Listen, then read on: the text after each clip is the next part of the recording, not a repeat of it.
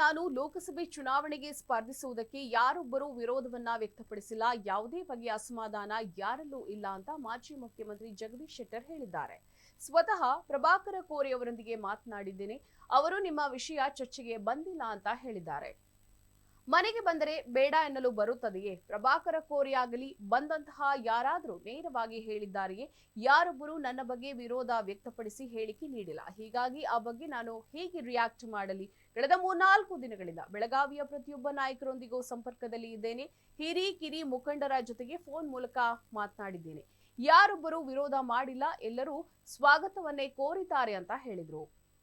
ರಣರಂಗದಲ್ಲಿ ಇಲ್ಲದಿರುವವರು ಸಹ ನನಗೆ ಫೋನ್ ಮಾಡಿ ಬೆಳಗಾವಿಗೆ ಬನ್ನಿ, ನೀವು ಬಂದರೆ ಒಳ್ಳೆಯದಾಗುತ್ತದೆ ಅಂತ ಹೇಳ್ತಾ ಇದ್ದಾರೆ ಅಂತ ತಿಳಿಸಿದ್ರು.